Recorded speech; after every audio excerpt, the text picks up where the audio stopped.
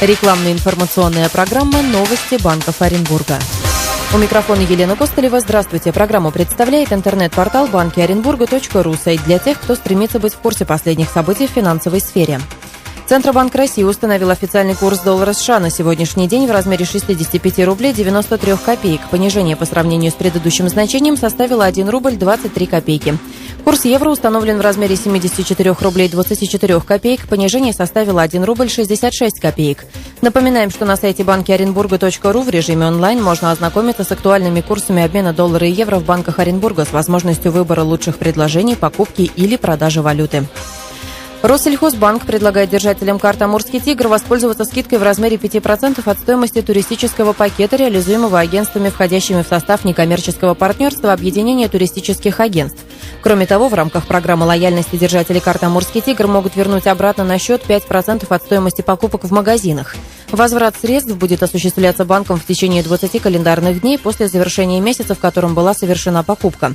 Эксклюзивные дебетовые и кредитные карты «Амурский тигр» разработаны в рамках совместной благотворительной программы Россельхозбанка и автономной некоммерческой организации «Центр по изучению и сохранению популяции амурского тигра». По условиям программы банк направляет из собственных средств определенный процент от каждой проведенной клиентам по картам «Амурский тигр» операции и покупки на поддержку этих редких животных. Россельхозбанк активно расширяет список компаний, участвующих в программе лояльности для держателей платежных карт «Амурский тигр». С полным перечнем компаний-участников можно ознакомиться на официальном сайте Россельхозбанка. Количество клиентов Сбербанка, использующих автоплатеж за ЖКХ в Поволжье, превысило 300 тысяч. Клиенты все активнее выбирают эту услугу. Только по Поволжскому банку ежемесячно прирост составляет 60 тысяч подключений.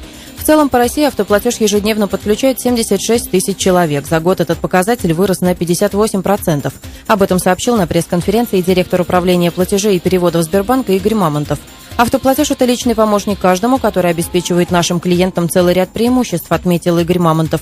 Он берет на себя контроль и оплату всех регулярных счетов, информируя о каждом этапе платежа по СМС, собирает все чеки об оплате и хранит их на случай, если они понадобятся клиенту. Это возможность не только поручить рутинные дела банку, но и сэкономить деньги. Комиссии за платежи, сделанные при помощи услуги, ниже, чем при оплате в окошке. Преимущества автоплатежа становятся явными для каждого, кто его попробовал. Нас рекомендует, и мы видим это по количеству клиентов, подключающих услугу ежедневно, подчеркнул Мамонтов. Никобанк понизил ставки на ипотеку и потребительские кредиты. Более выгодными стали предложения на такие кредитные продукты, как доступный, специальное предложение и доверительный. Все подробности на официальном сайте и в офисах банка.